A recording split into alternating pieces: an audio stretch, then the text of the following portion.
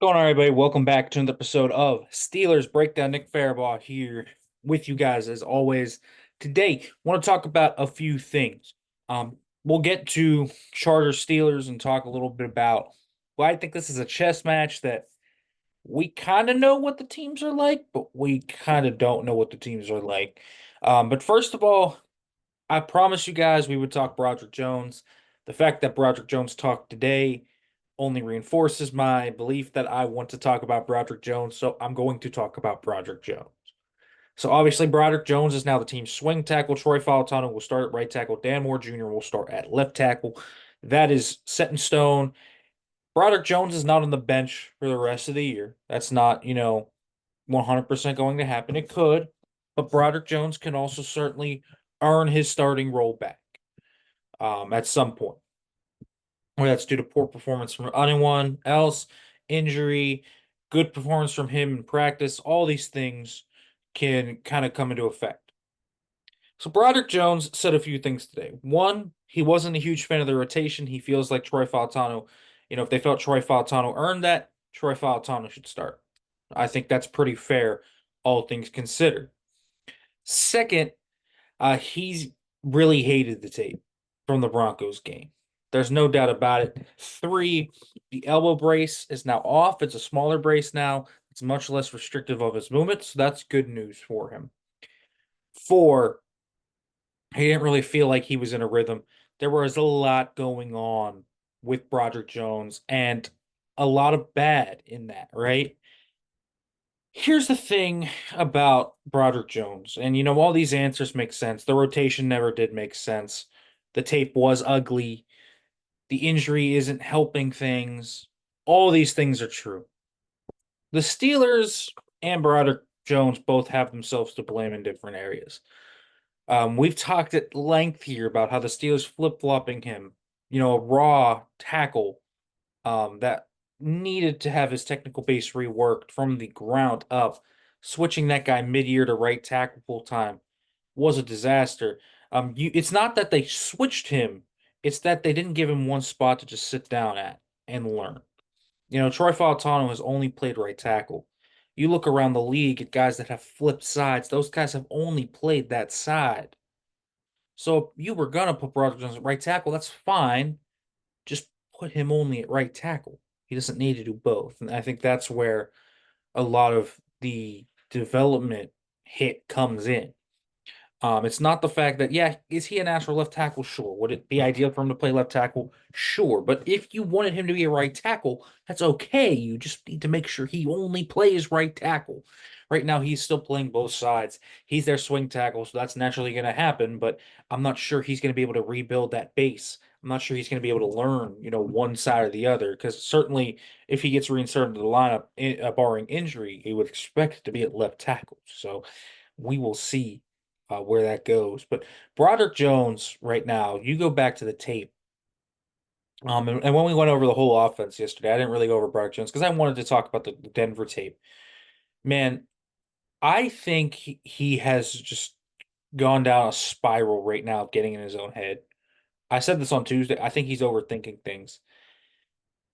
The injury is probably part of it. I don't think he has much punch. I think he falls off blocks. I don't think he has that going for him. I just don't think there's power behind his movement in the run game. He had that one really nice rep going to his left side, so it was predominantly using that left arm. Makes sense that you would be able to move somebody doing that, but there's just no pop in his hands, no pop in his punch. But this wasn't the main issue against Denver. It was mental things, guys. He was missing assignments, the false start on the wrong snap count. It's like he didn't really know what to do. It's like everything was moving too fast. And maybe that's part of getting in the rhythm, getting in the groove that he was talking about with the rotation. It was not good. It was the worst tape he's put up in an NFL game yet. He had one really good rep, even on reps where people didn't stick out on Sunday. You look and go back and you're like, dude, what is he doing? A lot of the run game in that drive faltered because of him. He was missing blocks, didn't get to the second level, went to the wrong guy. All of these things just popped up. A lot of the stuff is mental. You can't play this guy right now. That is the simple fact of the matter. And so I like my idea of okay, let's give him a small role. and say, all right, maybe it's a 5 play package per game, get a sixth O lineman in there, and Broderick, that's what you're going to do. I think that's what I would do if I were the Steelers. Rebuild his confidence, rebuild his base up. They've done a very nice job building Justin Fields back up after the trade from Chicago, right? We kind of talked about how Fields has done a nice job, and even though he has some of the warts still, he's posting career best in a ton of stats that he had previously been abysmal at, and is now more average at, which is good. Broderick Jones, you can do the same way. Set out a clear plan for him and get him back on the rails. You don't give up on a guy that's talented, obviously. So they're not going to give up on him, and they shouldn't, because this guy could be your left tackle of the future. You just have to kind of set out a plan for him, and so that's going to be very important right now. Because right now he's just all over the place. You got to settle him down first. Maybe that elbow and that wrist get healed up. That would be really nice as well. If you have the pop of the punch back, he did struggle I think he struggled more last year than people probably think, but it was never obviously to this extent. So they can't play him right now, but they need to kind of give him that small sample and let him work from there.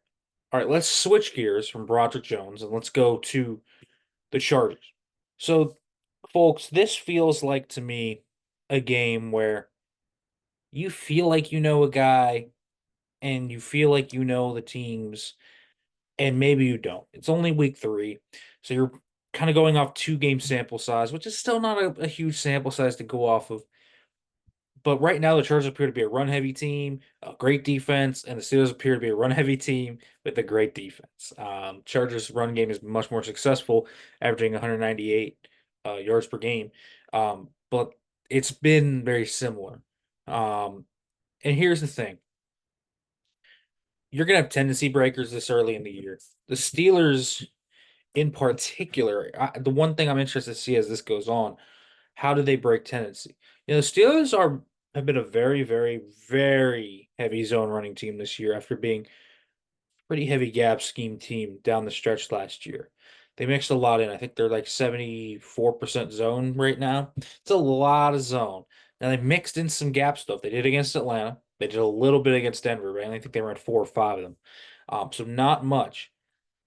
This could be an interesting week to use it. The Chargers haven't faced many gap runs, and they have aggressive defensive tackles that like to flow upfield. Mack and Bosa are very good, but they are somewhat smaller rushers where if you can get someone going upfield and kicking them out, you could have something. And the big gains have been hitting behind the over aggressiveness of the linebackers and D tackles. So these gap concepts certainly invite that. And so if you're the Steelers, do you break tendency there? You've seen the Chargers already break tendency. Greg Roman and Jim Harbaugh's offense is mostly a gap run scheme. They ran 27 zone runs last week. It's interesting, right? And then I can even flip this on the other side. Jesse Minter has been a match coverage guy that has sent blitz, but has the lightest box rate in the NFL. They don't load the boxes. With the Steelers, will they load the boxes? Because the Steelers might come out thinking, oh, we're going to see cover 2. We're going to see a bunch of light boxes. And then the safety rolls down. And then all of a sudden, it's cover 3, or it's cover 1, or it's split field coverages. You can do all these different tendency breaking things. The Steelers defensively have 1 with 4, have the 3rd lowest blitz rate in the NFL this year. Well, could they come out with the blitz package? There are trump cards with each team, right? For example, Justin Herbert has thrown for less than 300 yards through 2 games. He hasn't been under pressure much. Could the Steelers try and heat him up, bring pressure, test Joel, test this interior of this offensive line? Because the Steelers, when you look at the matchups up and down on the Chargers offense to the Steelers defense, first of all, you like the Steelers corners and secondary against these receivers. The biggest thing that you are concerned about would be one, Dobbins and Edwards just busting through and getting explosive runs. Dobbins has 7 runs of 10 or more yards and has the most forced missed tackles per touch in the NFL right now. So these are all significant stats. They got to wrap them up and they got to make sure to play sound run defense. But could you blitz? But if you do that, then Herbert becomes a threat. Now we don't know how mobile he's going to be with that ankle injury. That's a big factor in all of this too. Can he run? But when he is not under pressure, he has just absolutely diced teams up. I think he's like 20 of 27 or something. It's like 220 yards and 3 touchdowns and 0 pick. It's pretty impressive actually. He's very good without pressure under him. So you're gonna have to heat him up a little bit. Maybe force him into a bad spot, get a few sacks, et cetera, et cetera. So that's very important. So I would be surprised if we see some blitzes. And the interior of the O line for the Chargers is their weak point. Alton Slater are great, and they might be able to neutralize Highsmith and Watt to a degree. But Bradley Bozeman, the center, tape's only okay. If that, Cam Hayward, Keanu Benton, Larry Ogunjobi should take advantage of that. Zion Johnson, Trey Pipkins have some really nice run game tape in pass pro, though. They can be really up and down. And so this can be significant for the Steelers this week. That's something that I'm looking at. Can they maybe they hit some runs? Carolina's success rate against them in the run game was not bad. Now, the yards per carry wasn't there. They had 2 or 3 big runs. I think Hubbard had 11, a 23, and then an 8-yarder, and that was kind of it. But you look at the stuffed rate for the Chargers, that's 25th in the NFL. They do allow some leaks in the run game. So even though they are number one in rush EPA per play, there is some success rate underlying concerns there. But it's 2 games.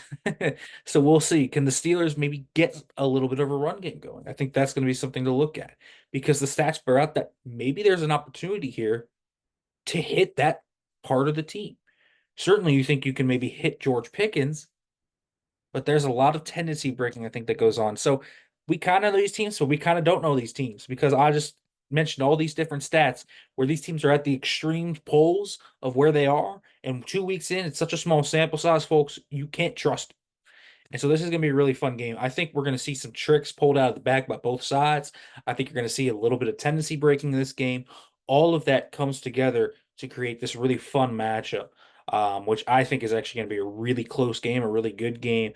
And I'm really excited to look at it from that macro view because I think the Steelers offense is going to get tested. I think the Steelers defense is toughest test, best quarterback they're going to face in a while as well. So this should be really fun to see from the Pittsburgh Steelers' perspective.